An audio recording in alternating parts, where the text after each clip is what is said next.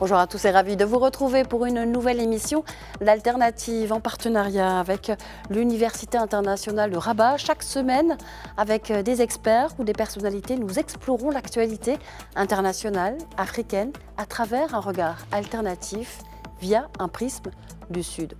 Aujourd'hui, c'est une actualité stratégique que nous allons aborder, une actualité qui redessine la géopolitique des ressources naturelles. Une réunion ministérielle internationale sur les minéraux critiques s'est tenue à Washington le 4 février dernier, organisée par le secrétaire d'État américain Marco Rubio. Et à cette rencontre ont participé plus d'une cinquantaine de pays, dont le Maroc, représenté par le ministre des Affaires étrangères Nassel Bourita. Son objectif, sécuriser, mais aussi diversifier les chaînes d'approvisionnement mondial de minéraux essentiels à l'industrie moderne des matières premières indispensables à la transition énergétique, mais aussi aux technologies avancées et à la défense. Lors de cette conférence, les discussions ont porté surtout sur les investissements dans l'exploration, l'extraction, mais aussi la transformation, ainsi que sur tous les mécanismes innovants comme les plans de stabilisation des prix et la création d'une plateforme internationale de coopération.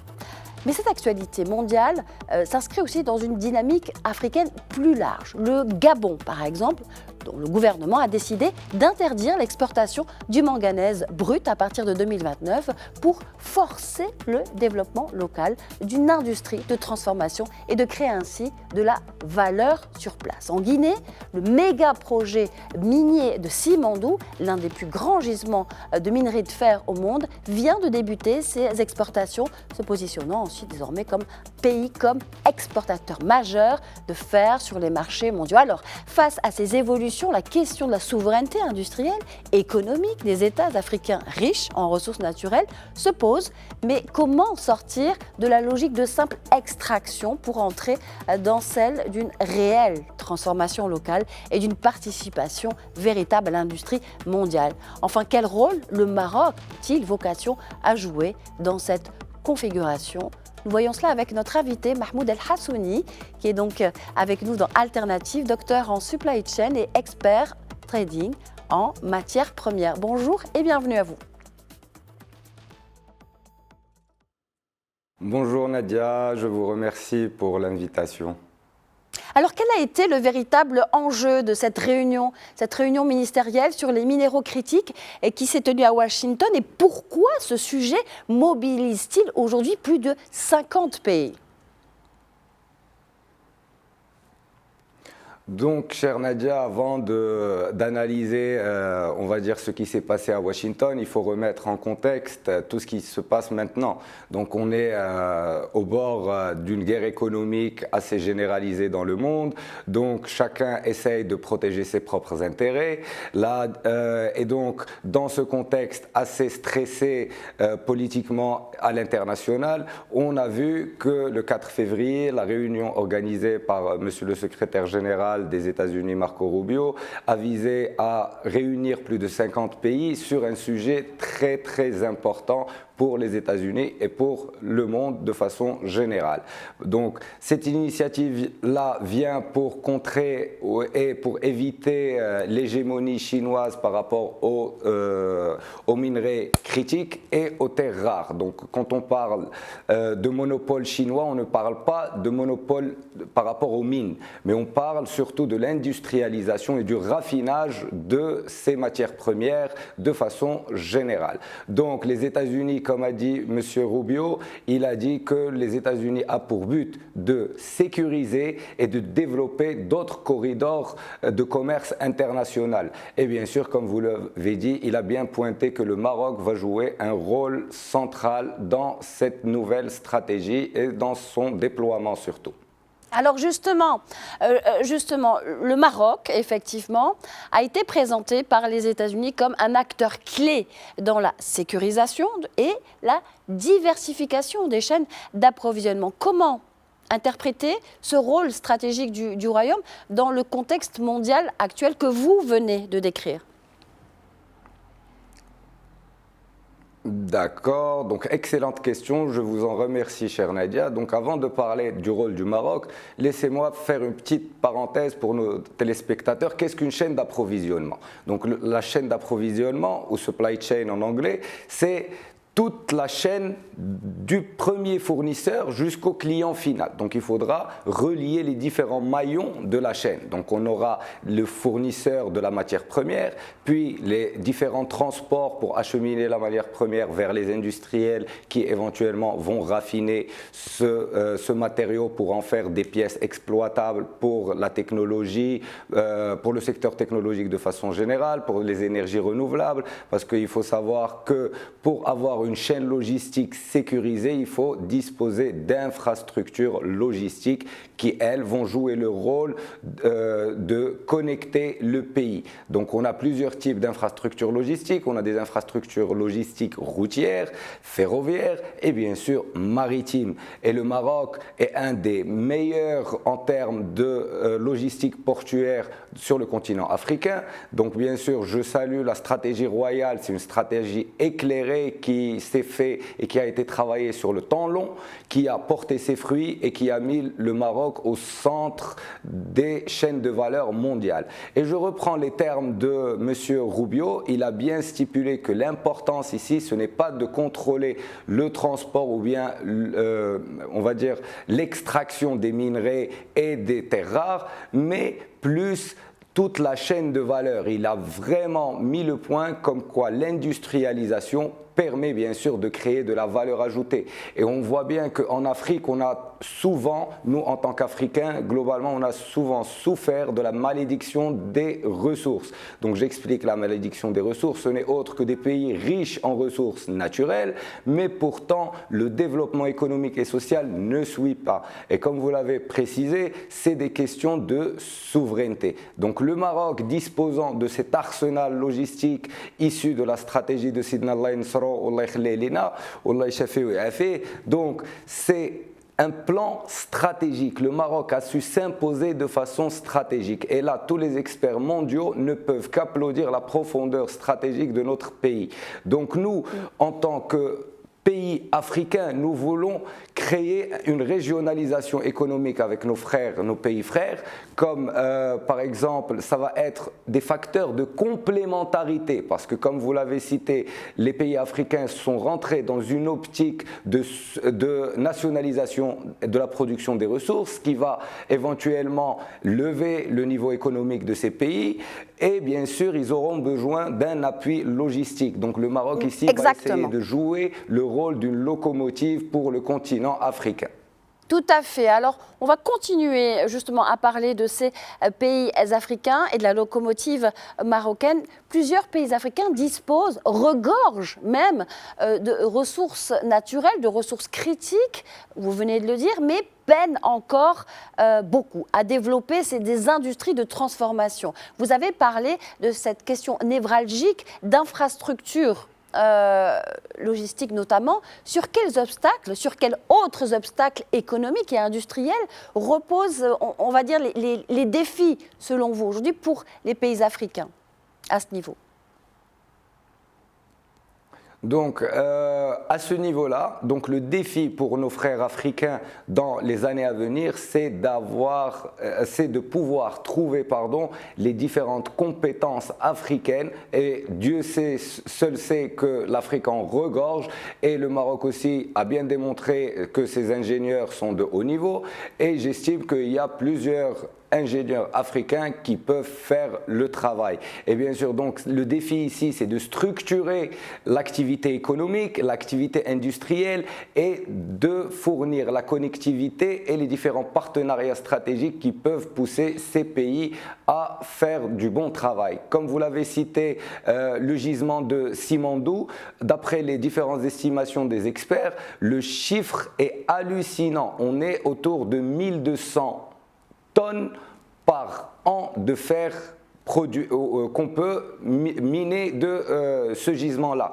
Donc le potentiel est énorme, mais comme on le sait, la création de valeur ajoutée sur les matières premières de façon générale se fait par le raffinage. Et pour ce faire, nous avons besoin d'infrastructures industrielles, de matériel, de compétences, que ce soit en ingénierie, en définition de nouveaux produits. Ils peuvent bien sûr développer d'autres secteurs d'activité, notamment la logistique, comme une activité de support pour l'industrie, parce que quand on parle de guerre économique ou bien d'économie, l'économie ce n'est autre que la gestion de la rareté, de façon très simplifiée bien sûr. Donc c'est juste pour donner une meilleure idée aux téléspectateurs. Et bien sûr quand on parle de rareté, une chose rare ne fait pas d'elle-même, le fait qu'elle soit rare ne donne pas de valeur immédiate, mais c'est la convoitise des gens vers cette matière-là et en plus de la rareté, c'est ce qui fait monter la demande, bien sûr.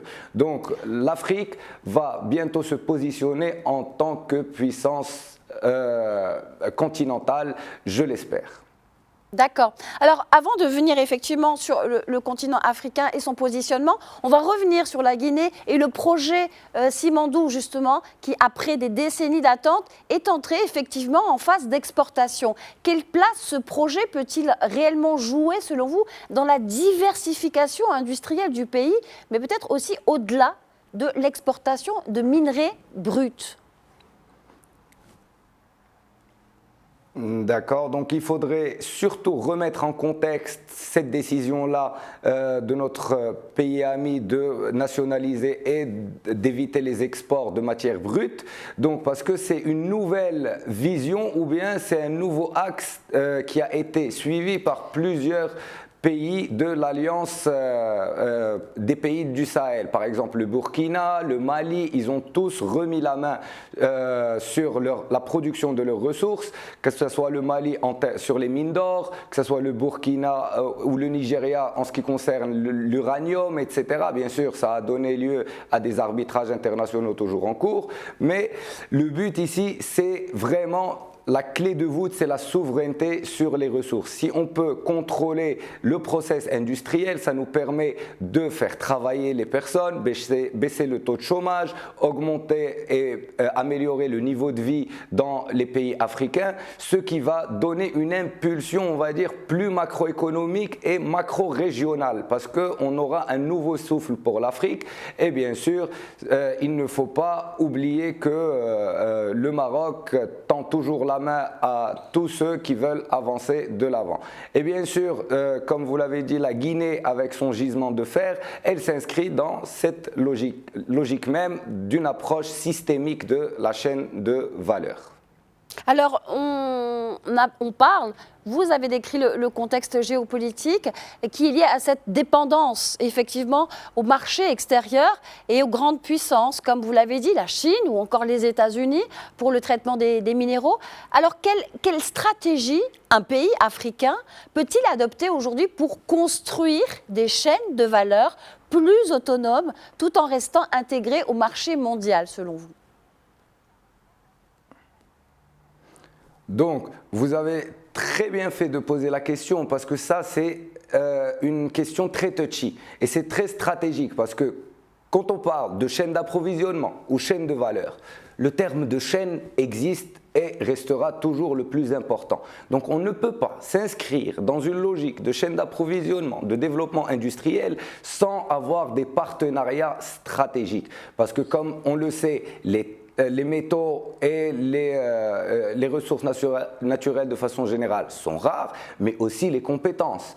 Et il faut avoir on va dire des process de soutien, des activités support, parce que l'industrie ne peut pas faire de l'argent toute seule. Il faut du transport, il faut des infrastructures. Donc ça va être un moteur économique qui va donner un bon coup de pouce à l'économie africaine, je l'espère, de façon générale. Donc ce qui manque ici pour optimiser ces stratégies-là dans l'application, c'est des partenariats, renforcer les partenariats panafricain. Donc on se rappelle du discours de Sidna Allah Nsoro à l'Union africaine en 2017.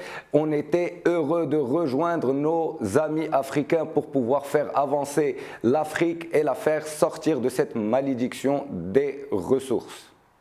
Alors Mahmoud Al-Hassouni, on va revenir sur l'exemple du Gabon également, hein, qui est en chemin vers cette souveraineté industrielle. L'État a décidé d'interdire l'exportation de manganèse brut à partir de 2029. Pourquoi? Pour promouvoir la transformation locale. Alors, est-ce que l'on peut dire que cette politique illustre une nouvelle forme de souveraineté industrielle sur le continent, mais surtout, quels sont les risques? Quelles sont les opportunités? Les deux. Oui, exactement, vous avez tout à fait raison. On peut dire que c'est une nouvelle approche qui concerne la souveraineté, je suis tout à fait d'accord avec vous, mais aussi ça comporte des risques, parce qu'il y a eu des exemples au Mali ou au Burkina Faso, bon, un des plus grands producteurs d'or, si je ne me trompe pas, il y a eu une baisse de production de 20% après avoir géré en interne l'activité minière. Donc c'est pour ça que j'ai insisté sur le fait que c'est très important et primordial d'avoir des partenariats stratégiques, voir nos amis africains, les différents pays, si quelqu'un est expert sur ce volet-là, on va aller ramener ces compétences-là. Il faut travailler entre Africains et éviter et ne pas tomber dans le piège des narratifs séparatistes qui vont essayer d'appliquer la règle diviser pour mieux régner. Donc ici, le rôle principal et le défi principal des pays africains, c'est une bonne coopération basée sur l'équité et sur des accords win-win. Et je souligne accord win-win pour qu'on puisse avancer de l'avant tous ensemble. Comme l'adage le dit, pour aller vite, on va tout seul. Quand on veut aller loin, on y va ensemble. Alors l'idée, Mahmoud Al-Hassouni, dites-vous, c'est aussi et surtout de travailler donc entre pays africains frères. Une dernière question sur finalement, pour aller plus loin, hein, quelle est la combinaison optimale finale entre politique nationale, investissement étranger et partenariat international pour que les ressources minérales deviennent un véritable moteur de développement durable sur le continent africain? Moi, je prônerai le modèle de la politique étrangère marocaine. On sait très bien que Monsieur le ministre des Affaires étrangères, son Excellence Nasser Bourita, fait un excellent travail. Donc la politique étrangère marocaine, elle joue sur des relations bilatérales, mais aussi multilatérales. Donc le multilatéralisme, ce n'est autre le fait de coopérer avec tous ceux qui veulent coopérer. Donc plus on s'amuse, plus on crée de valeur ajoutée. Eh bien, merci Mahmoud Al-Hassouni d'avoir été l'invité d'Alternative. Je rappelle que merci vous êtes à vous. Docteur en supply chain et expert trading en matières premières. Merci à vous.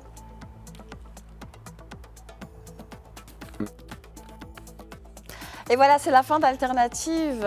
Merci à vous et à la semaine prochaine.